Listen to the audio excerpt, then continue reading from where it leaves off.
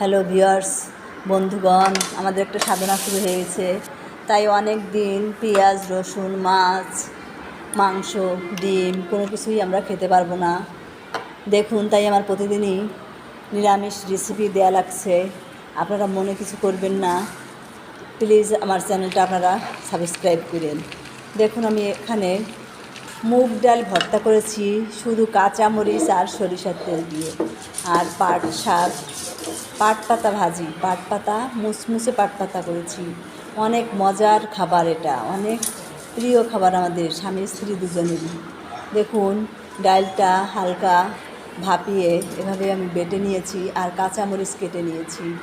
কাঁচামরিচ দিয়ে হলুদ, লবণ আর অনেকখানি সরিষার তেল দিয়ে আমি ডালটা কিন্তু মেখে নিয়েছি। এটা আমার নূতন খাবার আজকে। মুগ ডাল, ভাজা মুগ ডাল হালকা সিদ্ধ করে বেটে, কিন্তু ভালো লেগেছে, আমার কাছে ভালোই লেগেছে।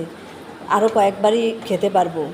খাবারটা আজকে নতুন খেয়ে দেখলাম যে কেমন মজার হয়, ভালোই লেগেছে। আপনারা খেয়ে দেখতে পারেন ভালো লাগলে। আর সরিষার তেল, হলুদ, লবণ দিয়ে সুন্দর করে মেখে নিলাম। হয়ে গিয়েছে আমার মুগ ডাল ভর্তা। আর এদিকে আমি অনেকগুলো পাট শাক নিয়ে হলুদ আর লবণ, সরিষার তেল দিয়ে ফ্রাই প্যানে করে মুসমুসে করতে দিয়েছি। ওইদিকে মুসমুসে হচ্ছে, আর এদিকে আমি ডাল ভর্তাটা করে নিলাম।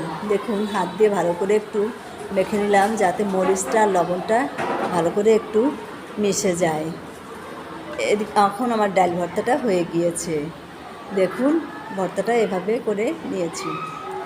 আর যে পাট শাক মুসমুসেটা দিয়েছিলাম, আস্তে আস্তে মাঝে মধ্যে আমি নেড়ে দিয়েছি। আর ভাজিটাও কিন্তু মুসমুসেটাও আমার এখন হয়ে গিয়েছে। দেখুন, পুরো আস্ত পাতাটাই মুসমুসে হয়ে গেছে। এখন হাত দিয়ে ওই গরম অবস্থায় একটু এইভাবে আমি ভেঙে নেব। না ভাঙলে কিন্তু মুসমুসে পাতাটা যখন ঠান্ডা হয়ে যাবে একদম নরম হয়ে যাবে, তখন আর ভাঙা যাবে না। তাই এখন হাত দিয়েই আমি পাতাটাকে মুসমুসে করে নিলাম। দেখুন ভর্তাটা।